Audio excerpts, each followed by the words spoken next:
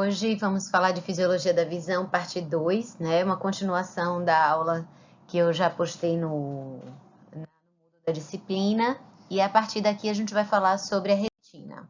Então, a retina, histologicamente, ela é dividida em camadas celulares. Então, nós temos as células fotorreceptoras, que são essas que estão marcadas em verdinho. Elas vão fazer sinapse com as células bipolares, que comunicam, que ligam as células fotorreceptoras às células ganglionares, que são essas marcadas aqui em cor de rosa. E nós temos tanto modulando essa sinapse fotorreceptor com a célula bipolar, como também na sinapse da célula bipolar com a célula ganglionar, células que vão facilitar ou inibir essas sinapses. Nesse ponto aqui são as células horizontais e aqui em cima são as células amácrinas, né? Outro detalhe interessante é a existência dessas células pigmentares ou pigmentosas. É uma camada de células que contém melanina e elas são importantes para absorver a luz, então a luz vem nesse sentido até chegar à célula fotorreceptora, e é importante que haja melanina nessas células pigmentares para evitar que haja uma reflexão da luz, né? E essa luz, então, porque a gente tem que lembrar que a esclera é branca, então se fosse tudo branco aqui dentro, ela iria refletir a luz e aí ia estimular outras células fotorreceptoras em outro ponto da retina. Então, essas células têm essa propriedade de absorver esse feixe luminoso e elas também tem um estoque de vitamina A, que é importante como substrato para a substância química que vai estar relacionada à hiperpolarização, né? A geração de estímulo para que seja mandada essa informação até o sistema nervoso central. E, por fim, nós temos a coroide, que fica entre as camadas de célula pigmentar ou pigmentosa e a esclera, e no coroide é onde estão microvasos. Uma boa parte da nutrição de todas essas células é feita através da coroide. Por quê? Porque se a gente tivesse vasos sanguíneos caminhando aqui, então o sangue, a luz teria que atravessar, bater no sangue, e dessa forma a chegada da luz estaria comprometida, né? Ficaria mais complicado. Então a natureza fez de uma forma que a nutrição desse tecido vem por baixo para que esse caminho fique mais livre para a passagem da luz. Como eu disse também na primeira parte, na fóvea, a fóvea ela fica realmente relacionada, direcionada para a parte mais central da nossa pupila, então é onde vai captar a melhor qualidade de imagem, né, onde os raios luminosos vão chegar na melhor qualidade. E essa região da fóvea tem uma característica de que só existem cones, não existem bastonetes nessa região. E esses cones, a relação é praticamente um cone para cada célula ganglionar. Além disso, vocês estão vendo nessa foto aqui na histologia, os axônios das células ganglionares e as células horizontais, eles estão meio que lateralizados, então a luz ela não tem que atravessar outras células para chegar até a célula fotorreceptora, e isso também é uma vantagem, certo? Aqui é para mostrar, então, a região mais central da retina, é onde está a fóvea, e olhando você vê que é um lugar onde mais tem cone e tem exclusivamente cones. O bastonete está representado aqui em vermelho. E você vê que nessa região não tem. E essa outra região que não tem nem cone nem bastonete é a região do disco óptico, que é o local onde entra a artéria central da retina, sai a veia central da retina, é onde os axônios de todas essas células ganglionares se juntam e formam o nervo óptico, tá? Então, existe uma região onde não há, que ela é mais nasal em relação à fóvea, e nesse local não existem fotorreceptores, e esse é o nosso chamado ponto cego, ou seja, a gente realmente não vê os feixes luminosos que cheguem nessa região, porque nós não temos células fotorreceptoras para captarem essa informação. Diferenciando os fotorreceptores, então os cones, eles são menos sensíveis à luz, e por isso eles vão funcionar melhor com a luz do dia, mas eles são responsáveis por uma visão em cores e com uma qualidade de imagem muito melhor, né? Acuidade visual superior. Já os bastonetes, eles vão ter um limiar mais baixo, então, com pouca luminosidade, eu consigo hiperpolarizar os bastonetes, né, e participar da formação da imagem. Só que a qualidade da imagem do bastonete, ela não é bem definida, ele dá em tonalidades de cinza, né, ele não é capaz de dar informação em cores. É por isso o bastonete, assim, uma forma da gente ver claramente quando é que está funcionando um e quando funciona o outro, é quando a gente está dormindo e acorda e você consegue ver tudo do seu quarto, né? Perceber os objetos, pegar algum material, algum objeto que você queira, mas está tudo em tonalidade de cinza. Você sabe que aquela almofada é vermelha, ou você sabe que aquela blusa verde está pendurada ali, mas você não consegue perceber as cores nesses objetos, tá? E elas são células extremamente sensíveis que você é capaz de ir andando do seu quarto até a cozinha, só que quando você abre a geladeira, aquela luzinha fraca da geladeira vai dar um estímulo bem forte, que é por conta da adaptação ao escuro, que eu vou falar daqui a pouquinho. Aqui é para mostrar a estrutura histológica, né, dos cones e dos bastonetes. Então, o cone, como o próprio nome diz, ele tem esse formato de cone. O bastonete, ele é mais como se fosse um tubo.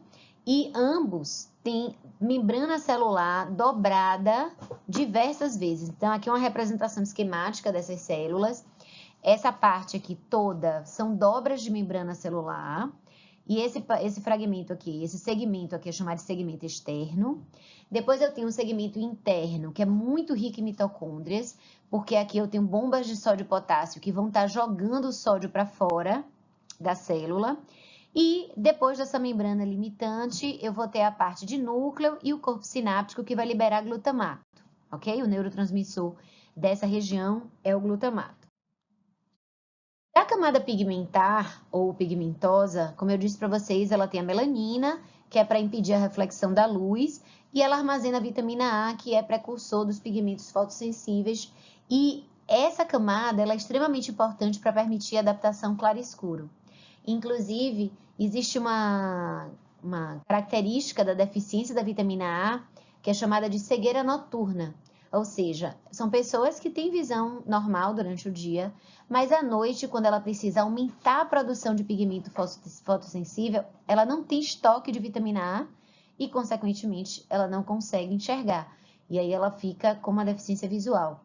Isso se acentua, por exemplo, se é alguém que está dirigindo e aí recebe aquele facho de luz forte de um carro que vem no sentido inverso, e ali ele consome muito fotopigmento, né, dos pigmentos fotossensíveis, numa grande quantidade de uma vez. E aí, até o organismo regenerar e formar novos pigmentos fotossensíveis, a pessoa não consegue enxergar nada.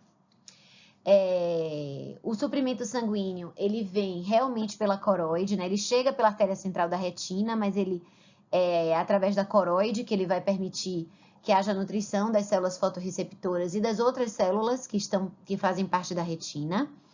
E a existência da coroide é legal porque ela também permite que as células da retina não morram quando há um descolamento da retina. Então, tem várias causas de descolamento da retina, mas se ela descolar da esclera, levando a coroide junta, não vai acontecer morte celular porque a nutrição vai continuar chegando.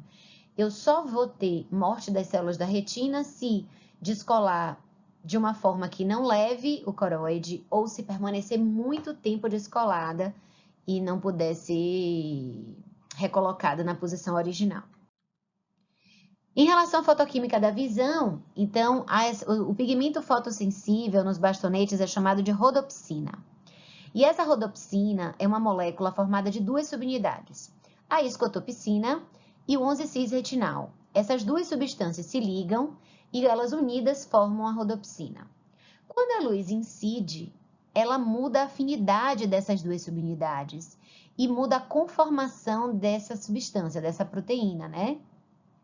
E aí, a beta-rodopsina, a lume-rodopsina e a meta-rodopsina, na verdade, são formas intermediárias em que a ligação da escotopsina com o 11-cis-retinal vai se modificando até chegar à meta-rodopsina 2, que também é chamada de rodopsina ativada.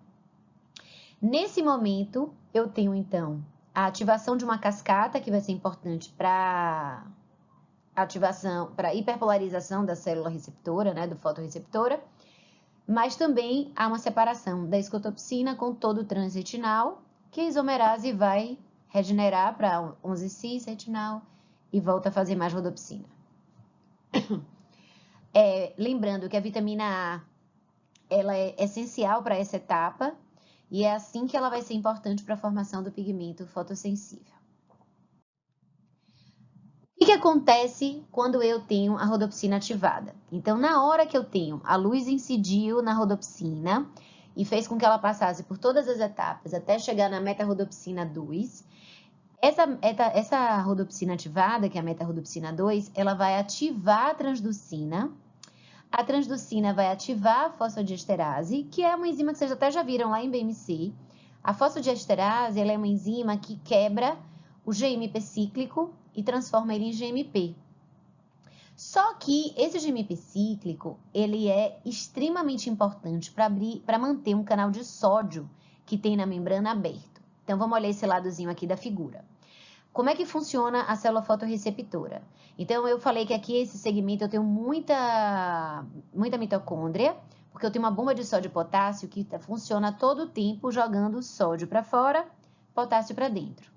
Só que no segmento externo, existem esses canais de sódio que permanecem abertos quando tem o GMP cíclico e dessa forma eles permitem que o sódio que foi colocado para fora, ele entre de forma passiva, né, pelo gradiente que existe puxando o sódio de volta para a célula. Então, isso existe uma corrente de sódio, que esse sódio fica entrando e saindo quando não existe luz.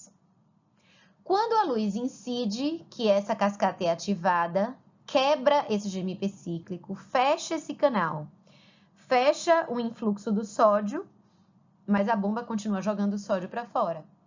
E aí o que vai acontecer? Vai acontecer uma hiperpolarização da célula fotorreceptora, tá? Porque ela perde essa condutância ao sódio e, consequentemente, na hiperpolarização, a célula fotorreceptora para de liberar seu neurotransmissor, que é o glutamato.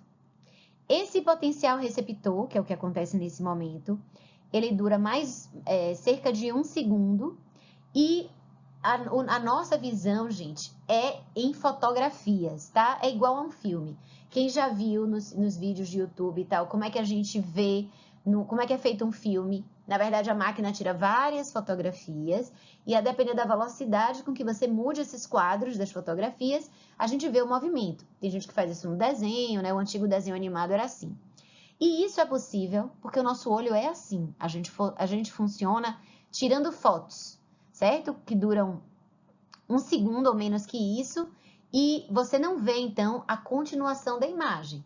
O cérebro, com essa sucessão de imagens que ele vai recebendo, ele interpreta o movimento. Então, ele subentende que, à medida que você foi trocando o quadro, aquela pessoa andou. Se trocou mais rápido, ou se de um quadro para o outro o tamanho aumentou demais, é porque ela andou mais rápido. Se o tamanho não mudou tão rápido, é porque ela andou mais lento. E assim a gente vai aprendendo ao longo da vida e vai interpretando o movimento dos objetos e das coisas que tem no mundo, né? E das pessoas. Mas é exatamente assim, a gente vê em quadros, tá? E é por isso que a gente consegue acompanhar filmes. Então, a cascata da excitação, ela começa com essa rodopsina tipo 2, né, a meta-rodopsina 2, que ativa a transducina. Vocês veem que eu botei setinhas cada vez maiores e mais largas, porque como toda cascata, cada etapa eu amplifico essa resposta. Então, uma quantidade X de rodopsina vai aumentar muito a transducinas. Essas transducinas vão ativar ainda mais fosfodiesterases. E essas fosfodiesterases vão quebrar vários GMP cíclicos. Dessa forma, os canais de sódio vão ser fechados e a célula hiperpolariza. Depois disso, eu tenho uma enzima que é chamada rodopsina cinase que vai reativar. No momento da excitação, essa enzima, essa etapa é inibida e eu não consigo, então, formar mais rodopsina para poder sofrer excitação novamente, tá? E é por isso que isso dura cerca de 1 segundo.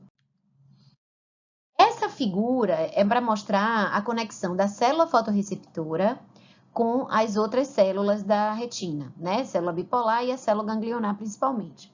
Então, a gente viu até visão, todas as células, quando elas são ativadas, todos os receptores, quando eles são ativados, eles despolarizam. É uma entrada de sódio ou de potássio, né, no caso da audição, que vai despolarizar e gerar um potencial de ação. Na visão, a visão é a exceção. Então, a gente realmente, quando tem luz, que é o que vai promover a formação da imagem, o que a gente tem é uma inibição dessa célula fotorreceptora, certo? Então, essa figura, essa representação aqui ao lado é para mostrar isso. Essa linhazinha em cima é a incidência de luz. E esse cone, ele tinha um potencial de repouso, lembrar do potencial eletrotônico que vocês viram lá numa das primeiras aulas com Mônica. Então, essas células, como elas são muito pequenas, elas não fazem potencial de ação, é um potencial eletrotônico, proporcional à quantidade de sódio que está reentrando, né, na corrente de sódio. E quando incide luz, que fecha o canal, a célula hiperpolariza. Eu disse a vocês que o neurotransmissor que está aqui é o glutamato. E vocês aprenderam que glutamato é excitatório. E ele é excitatório em praticamente todos os sistemas do nosso corpo, exceto aqui na retina. E como é que é essa história? Que eu tenho células que são chamadas de centro-on e células chamadas de centro-off. Vamos primeiro falar aqui do glutamato. Na verdade, essas células, elas têm receptores diferentes, ok? Para o glutamato. Então, a célula centro-on, ela é uma célula que ela fica inibida pelo glutamato, tá? Ele é inibitório para essa célula. E aí, quando eu tenho luz, que o cone hiperpolariza e para de secretar o glutamato, eu vou despolarizar, né? Fazer um potencial eletrotônico, que é conduzido por essa célula até chegar na célula ganglionar. E essa célula ganglionar é uma célula que gera potenciais de ação, afinal de contas é o axônio dela que forma o nervo óptico. Então, ela ainda tem um grande trajeto a seguir. E aí a gente vê que na incidência da luz, eu tenho potenciais de ação gerados nessa célula ganglionar, que é da via centro-on. E existe a célula centro-off, que é o quê? É uma célula que ela é excitada pelo glutamato, tá? O receptor dela é excitatório, como é a maior parte das células do nosso corpo. Só que quando a luz incide, que deixa de liberar o glutamato, ela vai ser inibida, porque ela vai perder o fluxo, a corrente de sódio, né? O sódio deixa de entrar, eu hiperpolarizo e lá em cima eu também hiperpolarizo essa célula. Dessa forma, a célula ganglionar, que é a chamada centro-off, que tinha potenciais de ação, quando incide luz, ela hiperpolariza também, e ela só volta a gerar potenciais de ação quando a luz cessa, ok? E aí, dessa forma, a nossa visão, ela funciona com esses dois sistemas celulares, ok? A hiperpolarização, a luz incide, tem toda aquela cascata, hiperpolariza a célula fotorreceptora, e a via on leva a informação e a via off é desativada. No escuro, a via off está ativada e a via on está desligada. Se a gente olhar essa figura aqui, é porque eu preciso que vocês lembrem da inibição lateral que acontece pelo papel das células horizontais. Então, essa aqui é uma figura mais simplificada, mas se lembram que eu mostrei na primeira figura da aula, dessa segunda parte, que aqui eu tenho células horizontais e aqui eu tenho células amácrinas. As células horizontais, elas vão fazer, não só em relação a esse fotorreceptor, mas em relação a todos os fotorreceptores que estão aqui em volta dele. Então, se esse fotorreceptor foi o que foi melhor ativado e a melhor imagem vai por essa via, a célula horizontal, ela tem uma projeção que está aqui e uma projeção que está em outra célula fotorreceptora. E aí, dessa forma, ela vai inibir lateralmente essas outras células fotorreceptoras para garantir que a informação vá só por essa. Então, é isso que a gente vê aqui em cima. Em amarelinho é o efeito da luz E em volta, no anel, eu tenho uma inibição lateral. Então, todos os fotorreceptores que estão em torno dessa célula são inibidos nesse momento. Se por acaso a luz tivesse incidido e a melhor imagem fosse aqui, daí a gente ia ter um anel em torno desse ponto, ok? Bom, quando eu tenho dois pontos de luz sendo liberados ao mesmo tempo, então o ponto central, ele caiu aqui, e o outro ponto, que é chamado de ponto periférico, ele caiu dentro da área de inibição lateral. Então, quando a gente vê a representação disso na via, né, na sequência de células que são centro-on, o que a gente vai ver? Que aqui caiu no centro, ela vai levar a um potencial, enquanto a luz está incidindo, mas aqui caiu na região de inibição lateral, ela perde, a célula para de disparar, por quê? Porque ela foi inibida pelas células horizontais.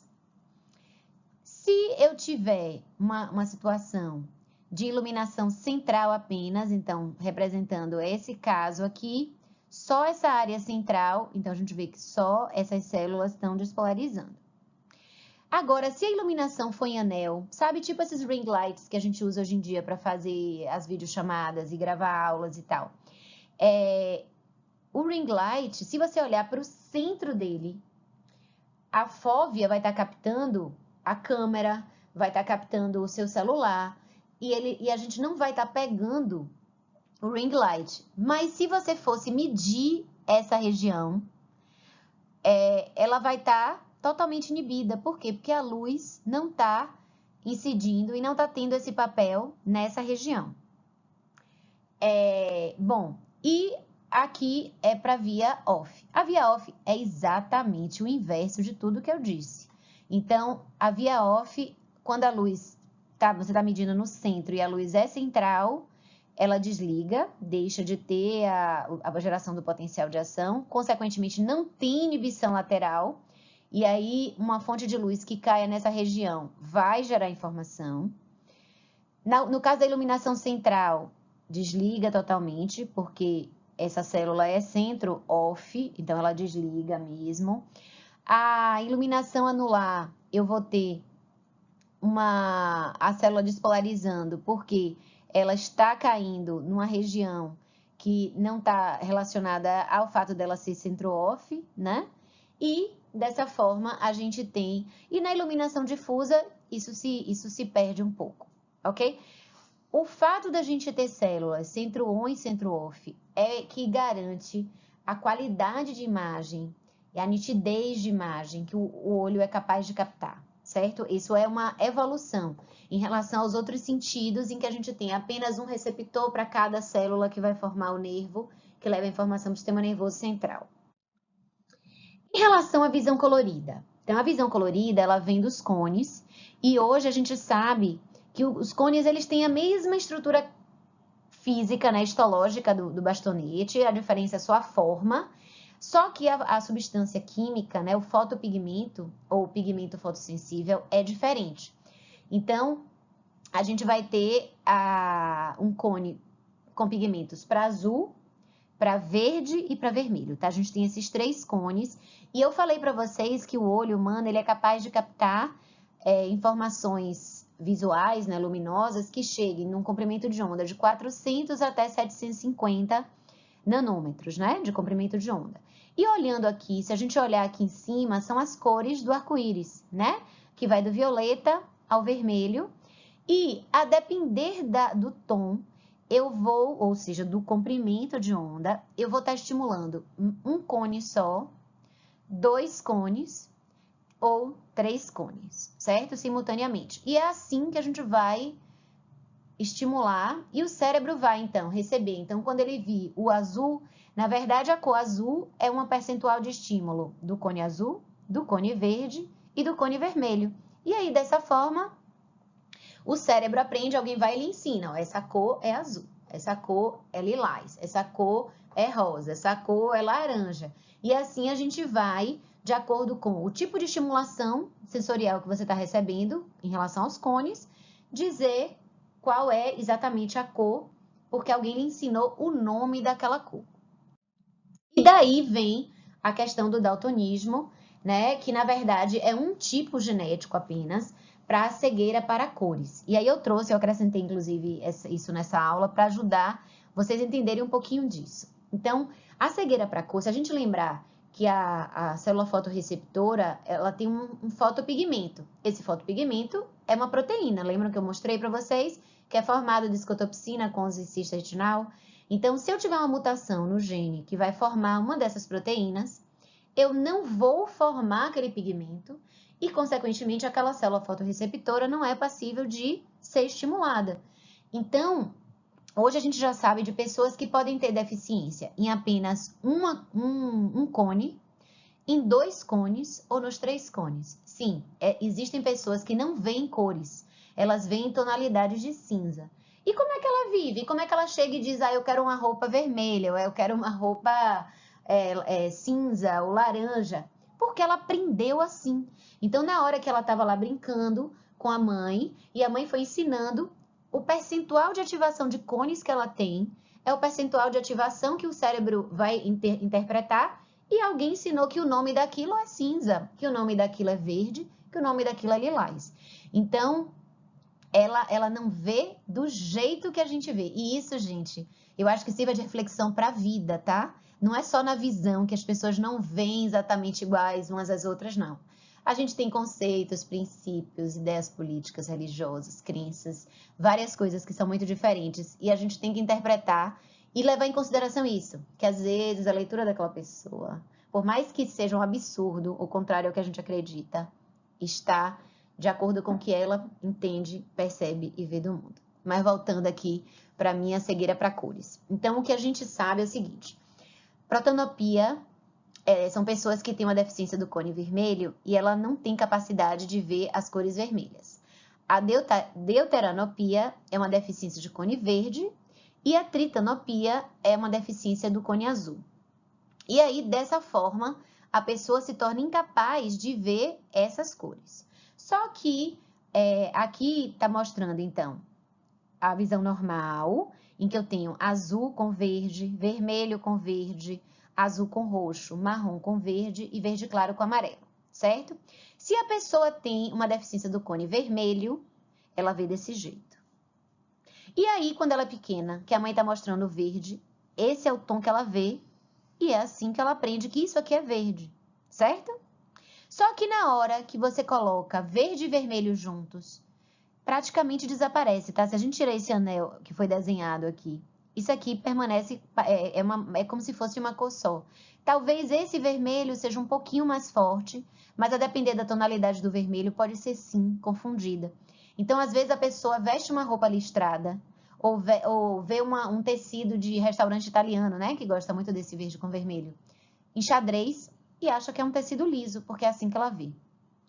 É assim que ela vê o contraste do azul com roxo, tá? Ela vê tudo como azul, o marrom com verde e tal. E aí, assim, a gente tem para quem tem deficiência dos cones verdes e para quem tem deficiência dos cones azuis.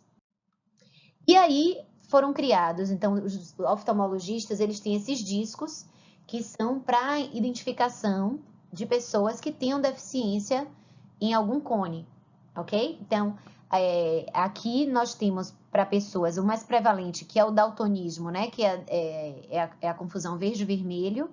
E aqui tem o número 97, certo?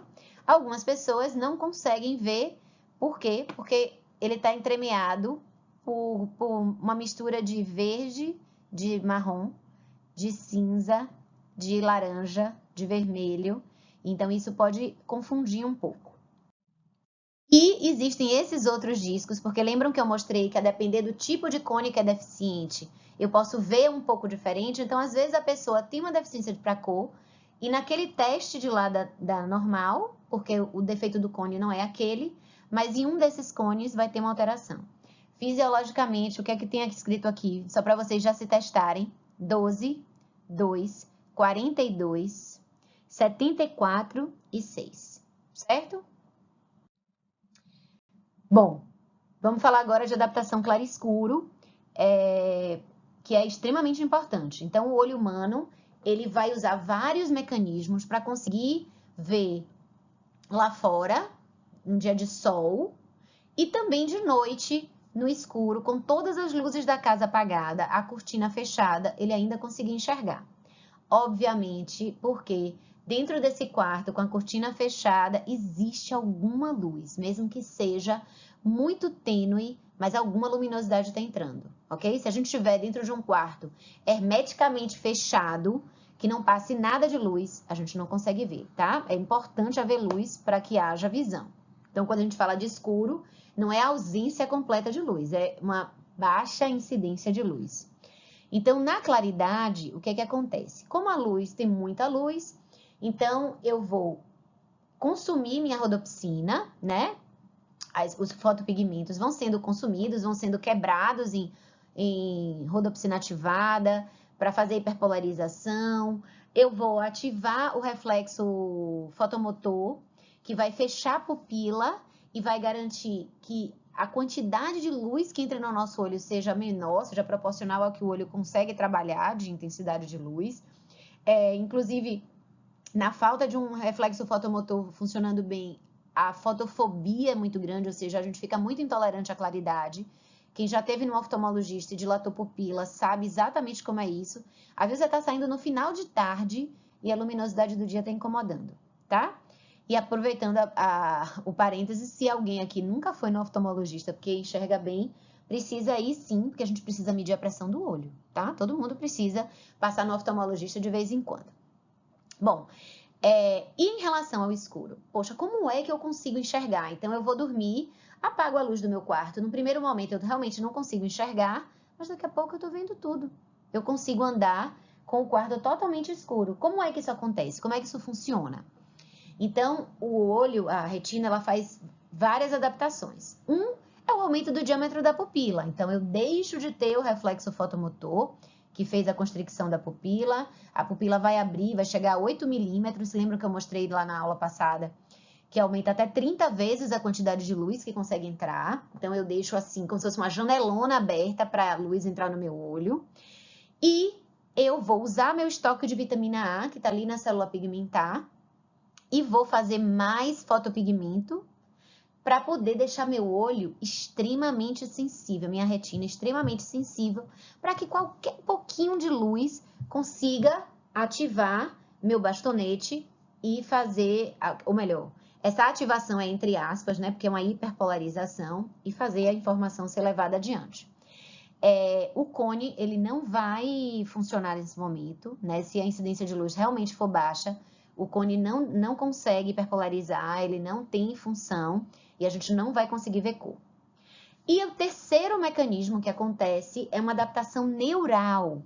Na verdade, a partir da célula ganglionar, que forma o nervo óptico, que leva a informação adiante, no escuro eu aumento a velocidade de condução e eu aumento, consequentemente, os sinais que são transmitidos e levados até o córtex visual, que fica na região occipital. Bom, então aqui é só para a gente dar uma revisada no que a gente falou. Então, eu tenho aqui minha camada pigmentosa ou pigmentar, onde está meu estoque de vitamina A, onde tem melanina, que vai impedir a reflexão. Essa melanina é sintetizada a partir do mesmo gene da proteína da melanina da pele. Então, as pessoas albinas também têm uma deficiência na camada pigmentosa, e isso dificulta muito a visão do albino. Depois eu vou ter as células fotorreceptoras, cones e bastonetes, que vão fazer sinapse com a célula bipolar, que faz sinapse com as células ganglionares, que levam a informação e formam o nervo óptico. A célula horizontal, ela está aqui, então se esse cone recebeu a melhor imagem, ele inibe as outras células em volta para poder garantir que a melhor imagem é que vai levar a informação. E nós temos também as células amácrinas, que estão modulando a sinapse da célula bipolar com a célula ganglionar. E ela consegue, inclusive, inibir essa condução ou modificar até o sentido da transmissão. E a célula ganglionar interferir com a célula bipolar, ok? Também é para mostrar a mesma coisa, célula fotorreceptora, célula horizontal. Aqui são as células ganglionares com as células amácrinas fazendo essa essa intermediação da relação, da ligação da célula bipolar com a célula ganglionar, que é quem forma o nervo óptico e leva a informação até o sistema nervoso central. Em relação à comparação de cone e bastonete, então o cone ele vai usar fibras nervosas maiores, com condução mais rápida, e utiliza 3 tipos de células ganglionares, certo? Eu vou mostrar daqui a pouquinho como é que isso funciona. 3 tipos de células não, 3 tipos de células de cone mesmo, né? Que é o cone azul, o vermelho e o verde. E os bastonetes, que são considerados um tipo antigo de visão, porque todos os animais que enxergam têm bastonetes, nem todos os animais têm cones. Então, o que irrita o touro não é o pano ser vermelho, não é, ele poderia ser de qualquer cor, é o movimento, mas se criou uma ideia de que era o vermelho por ser vermelho sangue, tá? Mas ele não vê vermelho. Aqui eu vou falar daqui a pouquinho também sobre a questão dos tipos celulares com os quais os fotorreceptores vão fazer sinapse e a informação vai ser levada até o sistema nervoso central. E em relação à neurotransmissão, o neurotransmissor de cone e bastonete é glutamato, mas as células amácrinas, aqui está digitado errado, é o GABA, glicina, dopamina, acetilcolina e endolamina, tá? Todas elas podem interferir, serem produzidas pelas células amácrinas e interferir na condução, na comunicação da célula bipolar com a célula ganglionar. E também a gente não pode esquecer que nas células bipolares a transmissão é elétrica, ela não é uma transmissão química. Então, é um pouco diferente da questão do abrir canais de voltagem dependentes, alcançar um limiar de excitação para ter um potencial de ação. Aqui, a abertura de canal é proporcional ao quanto de substância foi liberado e quanto de sódio entrou e, consequentemente, ou quanto de sódio deixou de entrar e a célula hiperpolarizou. Lembrando de transmissão eletrotônica, ela é realmente utilizada em praticamente todos os neurônios da retina, exceto as células ganglionares, que são as que têm potencial de ação. Ela significa que existe um fluxo contínuo de corrente elétrica, sem acontecer potencial de ação. E a grande vantagem aqui é porque, como a retina, cada célula é muito pequena e o comprimento, a distância que ela tem que percorrer é muito pequena, não tem para que gastar sódio num potencial de ação, né? Para fazer uma despolarização que leve a uma entrada absurda de sódio, porque a distância é muito curta, então eu não vou ter perda à medida que isso for caminhando, né? Que é a diferença clara entre a transmissão eletrotônica e a geração de potencial de ação. As células ganglionares, que estão ligadas aos fotorreceptores, normalmente existe uma proporção de 2 cones para cada célula ganglionar e 60 bastonetes para cada célula ganglionar, exceto na fóvea, que só tem cone e é 1 cone para cada célula ganglionar. Por isso que a qualidade da imagem é muito melhor. E essas células ganglionares existem 3 tipos. Essas letras às vezes mudam de acordo com o autor que a gente lê, tá? Mas o que é que eu quero que vocês lembrem? Que existem células ganglionares levando informações diferentes. Então, a principal, que é essa X, é a célula ganglionar que está ligada ao cone e ela vai dar a imagem estática, tá? Ela vai dar a imagem visual em cores, com a melhor nitidez. Só que eu tenho células que estão, por exemplo, essas células Y, elas são células de transmissão rápida e tem maior diâmetro, e elas são responsáveis pelo movimento rápido. Então, sabe aquele momento que passou um inseto na nossa frente? Ou alguém jogou algum objeto que passou bem perto do nosso olho? Você não consegue definir que objeto foi, porque você não conseguiu formar uma imagem, mas você sabe que houve um deslocamento, você percebeu aquele movimento. Isso é uma função do fotorreceptor que hiperpolarizou e conseguiu mandar essa informação para a célula Y, através da célula Y. E a célula W, ela já é uma célula que está mais ligada a bastonete, ela tem uma condução mais lenta, ela também vai funcionar no escuro, já que ela está ligada ao bastonete, ela consegue levar essa informação, e ela só é responsável pelo movimento direcional. Então, na hora que você está observando um carro andando na rua. Então, você está ativando as células X, que estão dando a imagem de cores, a célula W, que está dizendo que ele está indo da direita para a esquerda. E se, por exemplo, você olhar para o pneu, você vai ver, de repente, a rotação lá da jante bonitinha. E aí você percebe que o movimento é rápido, você não consegue, às vezes, nem dizer que direção exatamente ele está girando. Mas, como você já aprendeu, né, que gira para frente para ir para frente, gira para trás para ir para trás, porque você já viu esse movimento ser executado lentamente. Então, a gente acaba permitindo isso. Mas, lembrando, então o fotorreceptor ele disparou por cor e brilho. A célula ganglionar, a depender de como veio essa informação, vai por um tipo de célula ganglionar diferente, e isso vai para o córtex para fazer a interpretação. É importante falar que a célula ganglionar, ela gera potencial de ação, só que ela tem uma peculiaridade, que esses potenciais de ação, eles podem ser contínuos e espontâneos. Então, diferente de outros neurônios, que eu preciso abrir canais de sódio para fazer uma despolarização, para chegar num potencial de ação, no limiar de excitação e gerar o potencial de ação. A célula ganglionar, ela é mais permeável ao sódio, e ela vai gerando potenciais de ação com uma certa frequência, tá? E aí, a comunicação da célula bipolar com ela, sofrendo interferência da célula amácrina, a depender do tipo de neurotransmissor que seja liberado e que receptor ele se ligue, eu posso ter despolarização ou eu posso ter hiperpolarização, que é aquilo que a gente falou da célula centro-on e célula centro-off. A célula centro-off hiperpolariza, a centro-on despolariza. Bom, esse trabalho foi um trabalho que saiu na New England em 2016, é muito interessante.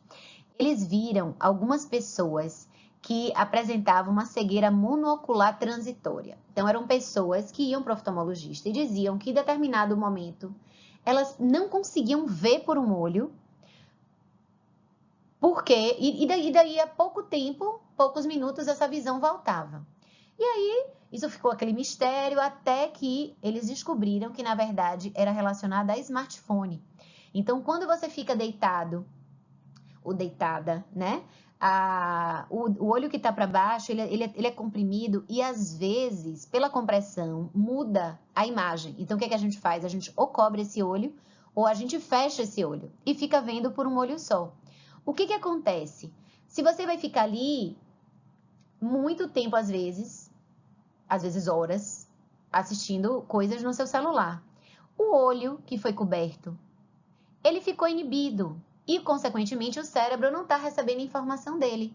Então, quando você abre os olhos e você vai medir, você percebe que o olho que estava vendo o smartphone, ele tem um grau de resposta diferente do olho que estava sendo coberto. E isso não é visível quando você faz outros testes, né? Não há essa diferença quando você faz outros testes. E foi baseado nisso que eles descobriram que era pelo uso do smartphone. Então, se acontecer, não é patológico, você não vai ficar cego para sempre desse olho porque você não está usando. Mas se você puder deitar numa posição que você use os dois olhos, afinal de contas, o nosso cérebro precisa entender que ele precisa receber informação dos dois olhos para formar a imagem. A informação dos dois olhos, ela é levada ao sistema nervoso central. Então, aqui eu tenho o nervo óptico. Uma parte dessas fibras cruza no quiasma óptico e vai seguir até a região occipital, onde está o córtex visual. Jean-Marie vai trabalhar muito bem isso aqui com vocês, então por isso que eu não vou entrar nesses detalhes, mas o que eu quero mostrar é que tudo que a gente vê, tudo que está no nosso campo visual, ele é captado pela visão biocular, então cada olho vai pegar uma parte dessa imagem e, a depender de onde eu tenha uma lesão, eu posso comprometer uma parte do meu campo visual e, consequentemente, receber mais ou menos informação visual no meu córtex. Essa informação chega no córtex visual, aqui é a região do córtex visual primário, daí eu tenho sinapses com neurônios de terceira ordem ou quarta ordem, que vão fazer todo o processamento da imagem, vão mandar para você saber se aquilo é 3D, ou seja, é uma estrutura tridimensional, até ser uma tridimensional real ou fictícia, porque isso a gente também já consegue distinguir. Se você conhece aquele objeto, qual é o nome, se você gosta, se você tem medo, se lhe lembra alguma coisa boa ou uma coisa ruim, tá? Então, isso tudo é processamento cortical. Inclusive, movimentação, a cor exata, que isso também é aprendizado. Então, vem para a região temporal, onde está a região ligada à linguagem, para você aprender a dizer: isso aqui é salmão, é goiaba, é pêssego, é pink, é rosa claro, certo? Isso é aprendizado. Se ninguém nunca lhe ensinou, se ninguém nunca se deu o trabalho de lhe explicar a diferença das cores, ou você não teve interesse em aprender, fica parecendo que você não sabe os nomes, mas isso é passível de aprendizado como qualquer objeto. É como se fosse na estereognosia, que eu posso mostrar um objeto, né, para vocês que vocês nunca viram na vida. Então, vocês vão ser capazes de descrever, muitas vezes de dizer até se é de madeira, se é de vidro, qual é a forma, mas para que serve, vocês não sabem. Na aula presencial, eu tinha um palitinho de madeira que é feito para coletar Papa Nicolau. Ele tem uma forma, ele parece um palito de picolé, só que ele é mais estreito e as pontas são um pouco diferentes. Então, as pessoas descreviam, parece um palito de picolé, de madeira e tal, mas a ponta tem uma forma um pouquinho esquisita, mas não conseguia nomear. Não consegue nomear porque nunca viu aquele objeto, não sabe o nome que ele tem, certo? Isso é processamento. Então, quando o neurologista está avaliando, de acordo com onde está a alteração, e se, por exemplo, você olha a maçã e você não consegue dizer que é maçã, mas se você cheirar, se você tocar na maçã, você vai conseguir dizer que é maçã. Se você olhou a imagem, às vezes você não consegue dizer se é uma fotografia ou se é o objeto verdadeiro. Às vezes você vai precisar tocar para aquilo, certo? Então, isso é porque são as áreas cerebrais envolvidas que estão naquele processamento. E com isso, o cinema, a propaganda, né? Eles usam muito dessa coisa como se ele enganasse o nosso cérebro. Porque se o nosso olho, ele só é capaz de captar aquilo que eu já falei e levar aquele tipo de informação e o resto é processamento central, se eu não der todo o cenário, se eu não mostrar todo o cenário, eu consigo enganar o cérebro e o cérebro vai achar: nossa, realmente aquela mulher está engolindo o marido. Nossa, realmente está tendo uma inundação em Nova York, né? Enquanto que, na verdade, é só uma maquete pequenininha que alguém jogou um copo de água. Bom, aqui é para mostrar o campo visual. A gente, apesar de ter aqui representado, né, os 360 graus, mas a gente não é capaz de ver 360 graus, porque a gente tem o supercílio, né, a sobrancelha aqui em cima, a gente tem o nariz, a gente tem a parte da bochecha embaixo. Então, o que a gente consegue ver mesmo é essa parte que está em branco. Só que, a depender do tipo de lesão que eu tenho, eu posso ter um comprometimento e uma redução. Então, tem pessoas que perdem a capacidade de ver metade do campo visual. E aí ela começa a se bater nas paredes, bater nas colunas, derrubar coisas. Por quê? Porque ela não vê metade do campo visual dela. Ela para a visão aqui e aí ela acha que aquele objeto não estava ali, certo? Então, isso aqui é para mostrar justamente, a depender de onde está o defeito, eu vou comprometer meu campo visual de uma forma diferente, mas a Maria vai trabalhar isso bem cuidadosamente com vocês. E eu acho que é isso. Acho que... Ah, não, eu ainda tenho mais 2 de interpretação. Aqui é só para mostrar o reflexo fotomotor. Então, aqui é uma lanterna jogando luz. A luz entrou na retina, ativou minha célula fotorreceptora. Quer dizer, fez a hiperpolarização, né, que é o equivalente à ativação, ativou a célula ganglionar centro-on, que leva a informação através do nervo óptico até a região onde está o terceiro par craniano, onde é feita a sinapse, e daí eu volto e faço uma contração para reduzir a pupila, né, a contração da íris, das fibras radiais da íris, fechando a pupila e reduzindo a quantidade de luz que entra no olho. Aqui é para mostrar o reflexo de acomodação, que é aquele para leitura, né, para objetos próximos. Então, é o tipo de célula M da retina. Tá vendo que eu falei que tem, a depender da referência, é W, X e Y, ou é MNP, eu acho um negócio assim. Eu nunca gravo isso, porque realmente varia de autor. Mas são as células relacionadas à qualidade da imagem, tá? Que é o equivalente ao X da referência que eu falei. Como a qualidade da imagem que chegou no córtex visual não foi boa, isso volta, córtex temporal, mesencéfalo, o núcleo de Edinger-Westphal que está ligado ao terceiro par, e de novo eu vou fazer constricção da pupila e a contração do músculo ciliar, que vai fazer o quê? Tornar meu cristalino mais convexo e permitir que eu consiga focalizar nesse objeto melhor e ver melhor. Só que isso aqui é tão rápido, gente, que às vezes a gente não percebe o tempo que a gente levou fazendo a acomodação. Mas se você olhar uma máquina fotográfica ou até a câmera do celular, você percebe que tem uma latência. Você coloca, no momento tá tudo borrado e daqui a pouco ele vai e ajusta, tá? Esse é o equivalente do nosso reflexo de acomodação. E aqui é para mostrar o processamento cerebral. Então, todo mundo vê um 3, 5, 7, 4, 2, né? Os números estão todos aqui, só que no início parece muito estranho, tipo, que palavra é essa formada com 3, 5, 7, 4? Só que depois que você vai lendo, o cérebro aprende rapidamente que o 4 é um A, o 3 é um E, o 7 é um T e o 5 é um S. E aí você é capaz de ler totalmente essa mensagem como se ela tivesse sido escrita com letras, certo? A mesma coisa é ver uma imagem tipo essa. Então, a impressão que a gente tem é que se repetiu essa mesma caravela em todos, é uma sequência de caravelas. Mas quando você vai olhar no detalhe, não é. A partir daqui já não é mais caravela. A partir daqui, eu já tenho um desenho que foi formado pelo padrão das nuvens, que fez como se fosse uma ponte e uma ilha lá atrás, ou alguma coisa assim. Isso porque são formas de iludir a nossa visão. E aí, igual a isso, a gente tem várias coisas e na aula prática a gente vai trabalhar isso melhor, ok? Era isso que eu tinha para falar sobre visão.